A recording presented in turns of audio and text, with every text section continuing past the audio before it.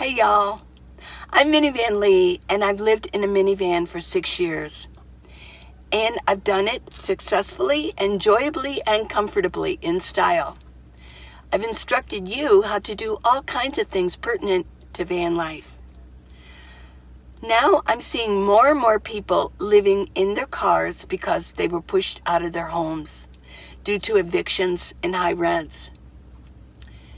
You are the friends I really want to help get you organized doing this. Now, many of you live in houses and enjoy my content of my videos. Most are awake to what's happening out in the world. Some are just plain clueless and seem to be offended at this survival series, but that's okay because my objective is to help. I get pushback for information I'm offering about a collapse coming in what we know as normal life. Much of my audience enjoys watching me do this, that I'm in my minivan and I live my daily life. But you are not happy when I sound the trumpets that all is not well. Well, some of you, yeah. I'm out here. I see who's struggling. I see what's going on. Now, many of you are Christians and you believe the rapture will happen soon. Yes, but still, it might be a while and God did not promise any of us a rose garden.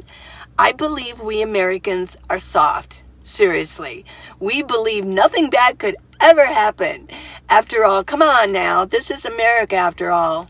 For Pete's sake, this is the land of the free. Right? We do not anticipate anything bad ever happening here. Let me tell you, things are changing.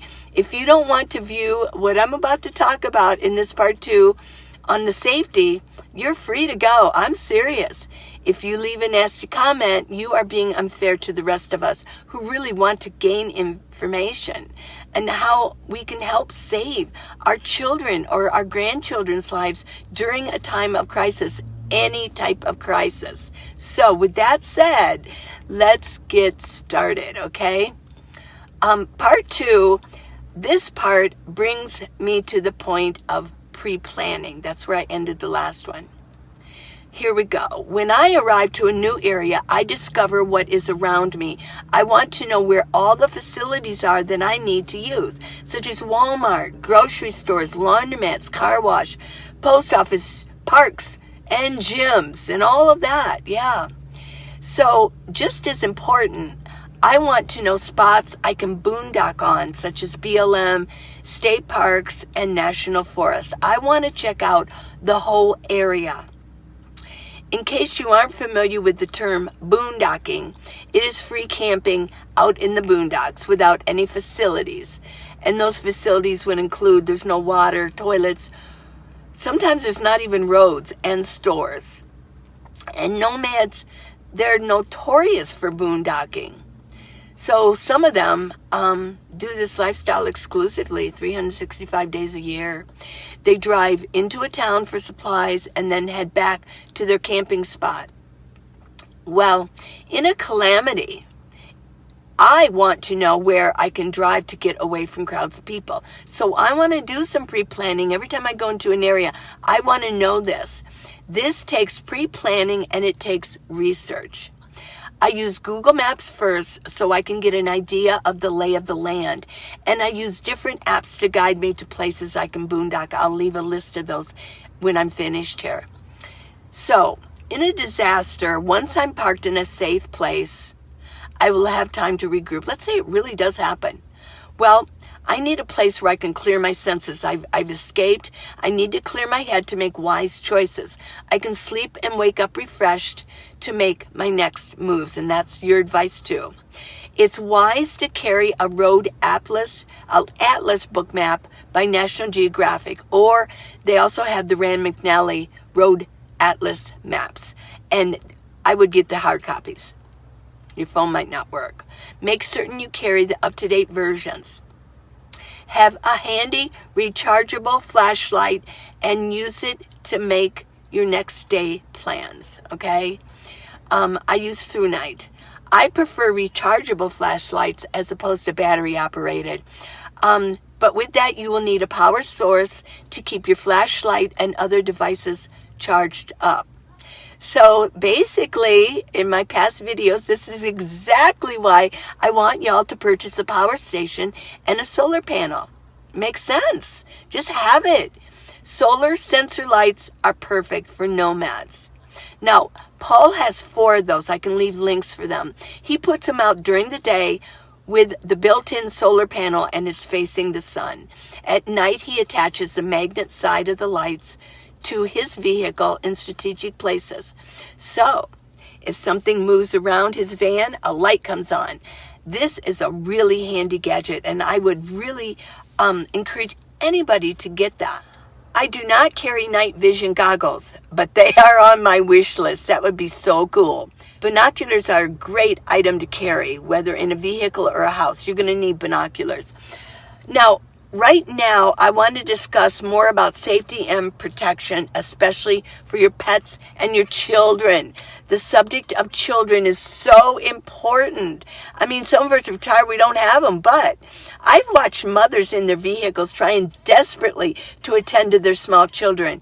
And in a small vehicle, so scenarios can include living in a van on the streets or in a collapse of a high magnitude, like a social collapse or financial collapse. So here you go.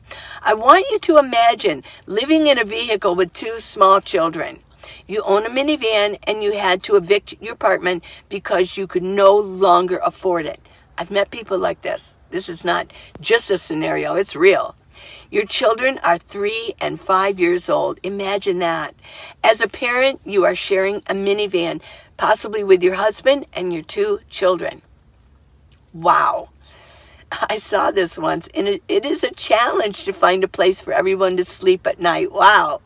You are having a hard time finding a place to keep your children's clothing, their shoes, their toys. Your 3-year-old still wets the bed, and sometimes your laundry is piling up. Oh my gosh, seriously. Cooking meals is important to keeping your family going. And that's really difficult to do in a minivan. So let's just do a scenario. Your husband still works at a restaurant down the road. He needs his clothes cleaned often. Yeah. During the day, while the children's father works, you park at the city playground.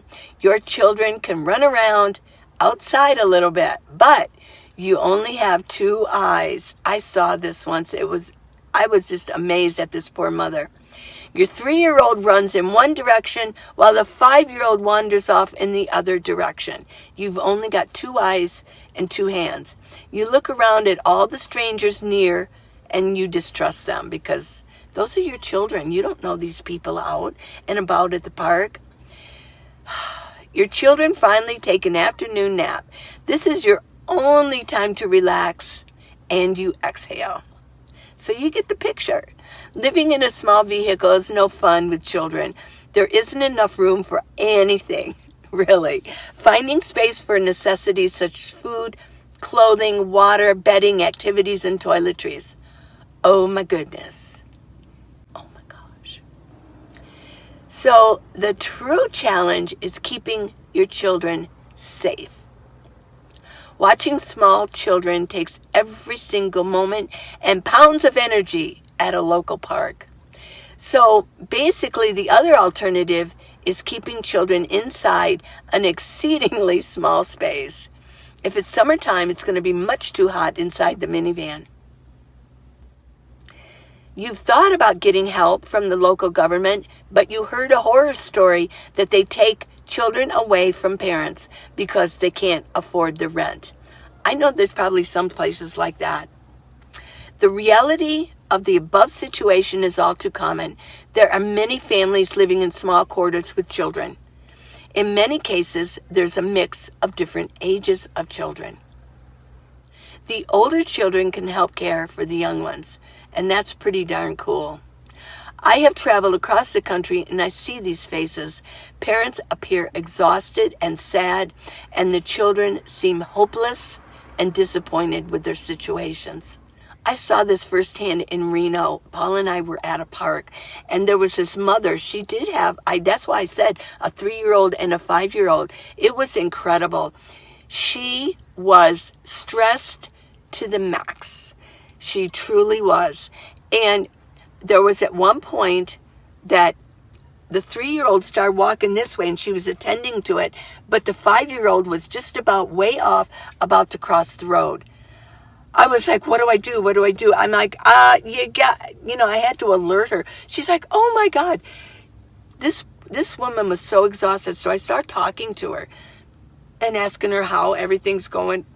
Well, it was at one point, she kind of looked at me funny because I was asking questions, but I have a YouTube channel and I was really curious. But I think she sensed something clicked in her that said, she's asking too many questions. Oh my gosh. I could see her kind of clamming up. There's going to be a lot of distrust of, parents of seniors that are asking questions, maybe wanting to help. So she kind of went off and I just kind of watched her. What I felt like I was doing at that point was I was sitting at a picnic table and I was watching those kids for her. And I was back off and I could at least alert her when something was going to go wrong. So I actually experienced this. So in my opinion, the only recourse the parents have in keeping the children safe is to keep them inside the vehicle a lot of the time. Feeding children properly isn't easy living in a vehicle if you're new to this lifestyle because you don't have the experience of testing things out. Once you get the hang of it, though, it does get easier. And that's not just for parents, that's for everybody. Apples, cucumbers, and other fresh produce do not require an ice chest. This type of food is nutritious for your younger ones. They also need protein, so maybe cheese. You don't have to refrigerate cheese, but it get kind of soft after a few days, but just eat it. And try to stay away from fast food places and sweet treats. You can purchase canned chicken and bread for chicken sandwiches. Most condiments don't need to be refrigerated. Use your common sense. And read the labels. So here's the bottom line. You must protect your children from strangers, dogs, getting lost, and getting ill. This is the ultimate challenge that must be addressed with parents with children. I suggest enlisting family or friends who can help with this scenario. If this isn't possible, it's important to trust a government agency. I mean, you may have to do it to help with rent and or daycare for your children. I mean, maybe during the day you could get your kids into daycare. That way you can run around with other kids. Parents can't worry about the what ifs. They must contact local agencies for help if they can trust their local authorities even a little bit. And it can be scary for parents. So I want to present another setting. Here we go. Here's another scenario. You are a parent, and there was a financial crisis causing social unrest in your area or in your neighborhood, and it became very dangerous. You had to flee your area. You had to flee your home. You threw your supplies in your minivan along with your 6-year-old daughter, and you drove as far away as you could with the fuel you had in your tank. This could happen, and this is what I'm trying to prepare you for. There are other nomads living in their vehicles, so you see that and you stop and you park your minivan. Your best plan is to observe the people around you. Yeah, parents, do this. Use your discernment who you can trust and who you can't trust. But please know, you will have to learn to trust people out there in the same situation as you find yourself in. There's going to have to be some elements of trust we're all going to have to realize. As a responsible and experienced nomad, I can tell you that there are many people you can trust. I mean, you can trust me, you could trust Paul. I know a lot of the people I know you can trust. It's a matter of finding them and enlisting them to help you. Beware of anyone who makes the hair stand up in the back of your neck. Yeah, beware them. And if someone seems too eager to watch your children, beware. As a parent, I'm sure I don't have to tell you this, but when you are exhausted, you might not be in your best frame of mind to make really good, proper, common sense, safe decisions. So you're going to have to find maybe some other people to help. As older nomads who have been around the nation a few times in our vehicles, I encourage all of us to look around and see who needs help in these times of needs, especially the parents with these kids. If something goes down, they're going to be exhausted. and stressed. Now, pets need help also. I don't travel with a furry friend, but most of my friends do. They love their animals as a parent that, they're children to them. Dogs and cats need to be kept safe, especially if there's a social collapse. And even if not. I recently read that purebred dog thefts are up at this time, and we haven't even had a collapse of any sort yet. We are witnessing high inflation, and people are losing their apartments. These purebred dogs are being stolen and then resold. Protect your dogs. Store extra food and water for your precious furry friends. And I know they're your children. I know how you feel about your pets. I don't have one, but I'm more of a people person. Your pets need nutrition the same as you do. Please clean up after your pets. Oh my gosh. Bag up their dog poop and make that a regular every time habit. There are many dogs out there living with their nomad owners. If there is a collapse, we need to be vigilant, keeping up with being clean and helping others too. In all seriousness, and I don't want to, no one wants to step in dog poop while they're out there with a bunch of nomads trying to survive out there with the shit hitting the fan in the inside. There will be other loose dogs running around in packs.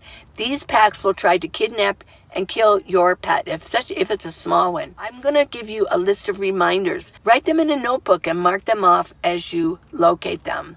Planning is key. If you want to go completely solo, I get that. You gathered your supplies. You don't want to share. Maybe you have PTSD around large groups of people. That could be so too. For a time, there will be safety in numbers though. If you plan ahead, you can get your family out of a disaster area and regroup with other people who planned their escapes properly also. Will this all save you from what's coming next? Maybe, maybe not. But listen to this. But at least you gain time to help yourselves and others, and you gain another day to live another day. Next, I'm going to list some apps and some weapons and stuff like that. So my preferred boondocking apps are, and I'll list them in the comments, public lands, BLM campgrounds, and free roam. If you know more, leave in the comments. Protection equipment to carry, physical maps, flashlights, solar sensor lights, night vision goggles, binoculars, power station, and solar panels. Noisemakers, a loud whistle, an alarm, an air horn. Good ideas. Now weapons, here we go. Firearms, pepper spray, bear spray, a knife, a hammer, a fork, a stick, a knuckle strikers, hairspray, wasp spray, a board, rope, zip ties to tie somebody's hand once you get them, a guard dog, anything metal with a handle. And I highly recommend Bushcraft 101 book on Amazon. And I'll leave the links for the comments for that. There's all kinds of weapons just around us all. I got a pen right here. You can use a tactical pen. I have one up there, a tactical pen. Anything in your kitchen. Knives. I've got my Bushcraft knives. There are so many items, household items, you could use as a weapon. Another really good one, the bear spray, but also the wasp spray. That goes really far. Use your firearm only in the worst case scenario. Now, don't be scared. Be aware, be prepared. It's obvious to most of us that something is not right in our society. We are being warned right and left that we need to get ready for something. Now, I've heard such as get your money safe and get it out of the banks. We already know firsthand that military-aged men are the bulk of the immigrants that they're allowing in. My goodness, even New Yorkers are squawking about this disaster. There's just all these military-age men just standing around on street corners now. So lots of issues are happening. This series is meant to help you prepare just in case. Isn't it better to be prepared? Of course it is. And so, no, I'm not hysterical, and I'm not, but I am sounding a horn that we need to get ready. If you want to get your family out of a bad situation, if you're in the city or whatever, and the shit hits the fan, you want to get out, start preparing. That's all I've got to say. So this was all about safety. I appreciate your time, and seriously, do not be scared. But we're not guaranteed that nothing's ever going to happen, and we may have to flee at some point, waiting and waiting for the real trumpets to blow, right? Okay, so please subscribe, give me a thumbs up, and if you want neck gaiters and jewelry, go to minivanlee.com for all of those.